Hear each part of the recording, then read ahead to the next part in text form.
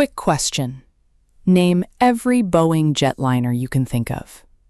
707, 727, 737, 747, 767, 777, 787. Notice something missing? There's a gap right at the start of Boeing's numbering system, and it's not an accident. It's an airplane, one that flew from major carriers on 4 continents, set short field performance records, and helped save an airline after a mid-air bombing. And almost nobody remembers its name. This is the story of the Boeing 720, the jet that got erased from memory by doing its job too well. Rewind to the late 1950s. The Boeing 707 has just changed aviation forever. Fast, glamorous, capable of hopping oceans in a single flight. But the 707 was built for distance. Put it on a short hop, say Chicago to Denver, and the economics fell apart. Too much fuel burned for too few passengers, runways too short for its weight. Airlines wanted jets everywhere, just not this jet everywhere. So Boeing faced a choice: build something new or reshape what already worked. They chose door number 2. Starting around 1956, Boeing engineers began sketching a smaller answer to the range problem. They tested roughly 10 configurations, some with 4 engines, a few with 2, before settling on a shortened 4-engine design, 9 feet trimmed off the fuselage, a reworked wing with a fiberglass leading edge extension for better lift, plus longer flaps for shorter takeoffs and landings, lighter skin, smaller wheels. Every ounce mattered. The goal wasn't speed, it was flexibility. A jet that could operate off runways the 707 simply couldn't touch. One problem: nobody had ordered it yet. The aircraft was still being labeled as a 707 variant, which was exactly the issue.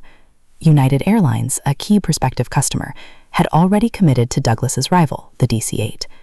If United backed this new jet publicly, it couldn't look like a 707 with an asterisk. United's president pushed Boeing directly: change the name.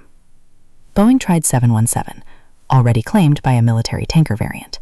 So, breaking their own tidy numbering system, they landed on something that didn't logically follow 707 at all: 720. It didn't need to make sense. It just needed to sound like its own airplane.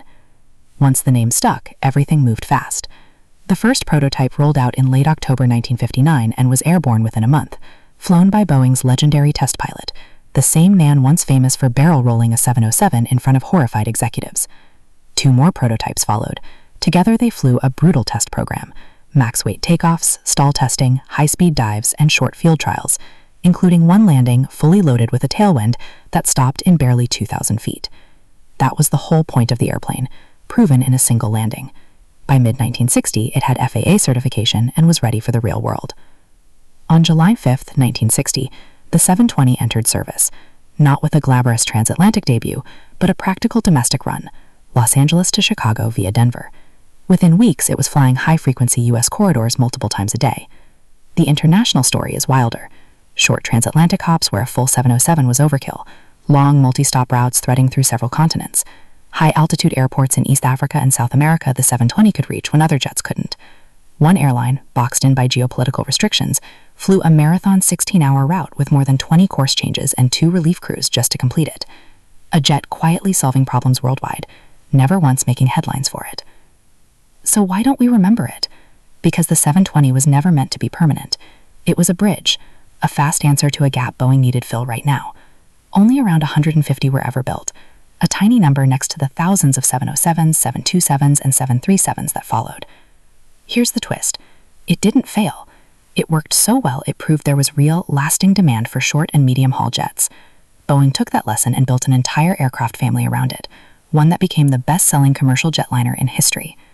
The 720 didn't get to stick around for the credit. It did its job, proved the concept, and stepped aside. Every long-haul jet you've flown on, every short regional hop that felt effortless, there's a straight line back to a scrappy, oddly numbered airplane nobody remembers the name of. The Boeing 720 didn't chase the spotlight. It filled a gap nobody else would, and sometimes that's exactly how you change an entire industry, quietly, from the middle of the pack, in an airplane whose name doesn't even follow the rules.